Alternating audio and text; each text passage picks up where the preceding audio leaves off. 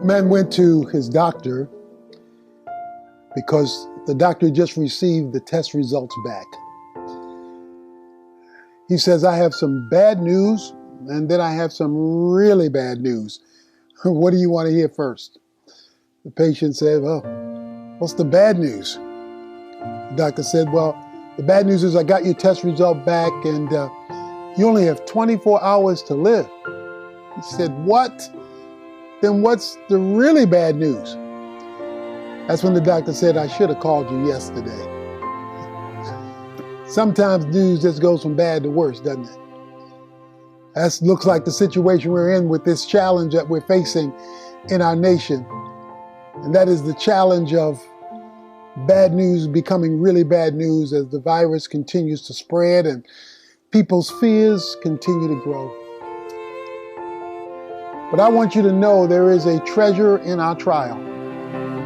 That as bad as things feel, seem, and the worse it seems to get, I want to give you today some hope.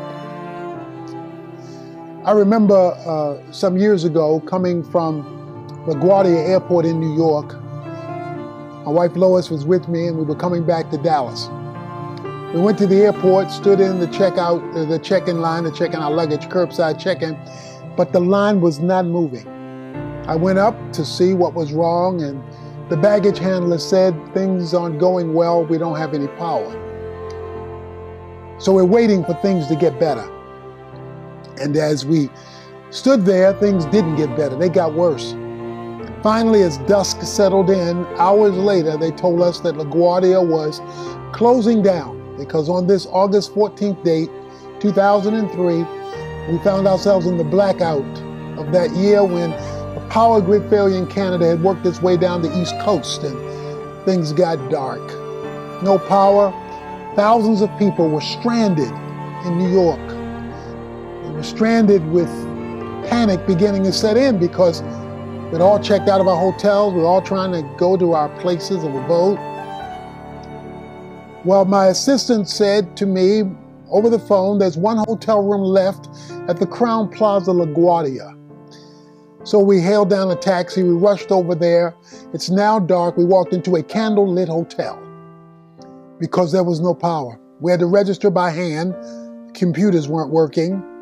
We went up to our room by flashlight. All we could do was hope that tomorrow would be a better day.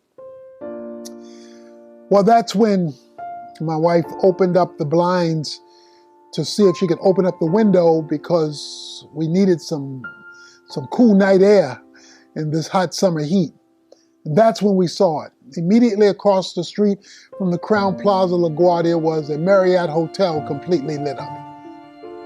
Inquiring minds want to know, how could there be this much light in the midst of this much darkness? No street lights. People had to use candle lights in their home. No power in the hotel we were staying in, but this Marriott Hotel was lit up. We decided, well, let's go across the street and find out what's going on. As we got close to the Marriott Hotel, music was playing, people were standing outside eating. There were TVs in the foyer, all on CNN discussing how dark New York had become. I found the assistant manager, and I said, how can you have this much light in the midst of this much darkness? He said, it's real simple. When we built this hotel, we built it with a gas generator, so we have power on the inside that's not dependent upon circumstances on the outside. I know the circumstances right now for all of us don't look too good, and bad news becomes really bad news. And that's why I want to give you a hopeful verse. It's Jeremiah 29:11. God says, I have a plan for you, saith the Lord. He says, it's plans for welfare and not for calamity, to give you a future and to give you a hope. I have a plan for you, saith the Lord. Not about calamity, it's about a better tomorrow. Now, the reason why that verse is critical is because it's a great verse in a bad chapter. You see, when you read the chapter, you understand that things weren't going too good. In fact, in verse 4, He tells them that they were in exile because they had departed from God. And so the conditions in which they were living were not pleasant. He goes into economic challenges, family challenges, even religious challenges that the people were facing because of their spiritual departure from God. And so this calamity that they were facing was bad news. But in this bad chapter, I still got a hopeful verse. I have a plan for you, saith the Lord, a plan for your well-being and not your calamity, to give you a future and to give you a hope. But it is not only a bright light in a bad chapter. It's a bright light in a bad chapter located in a pretty negative book.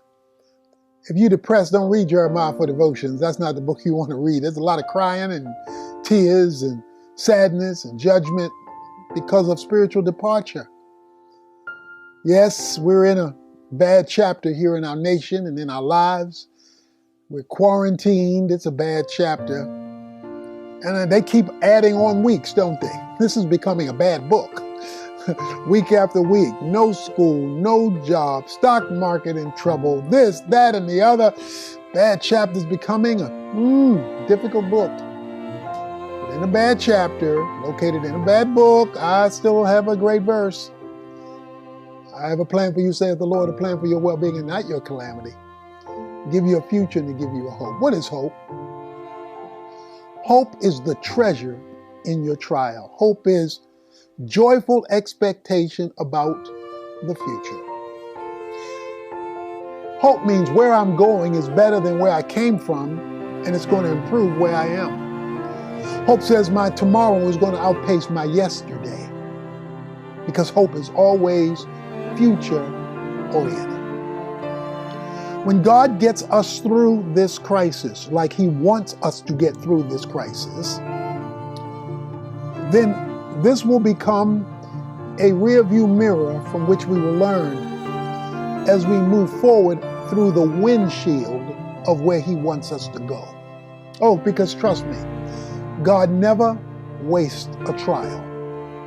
And this treasure of hope in the midst of this pandemic is God calling our attention to something deeper than merely the medical, political, financial, physical, and circumstantial. He's calling us to a new place of hope. And sometimes you really don't get the message until things are outside of your control. See, everybody wants God for the good stuff, but we don't want to be prepared to receive it. So sometimes God allows things to ball up, to roll over us until we are flattened to the place of spiritual dependency, that we know we need Him because we can't fix it ourselves.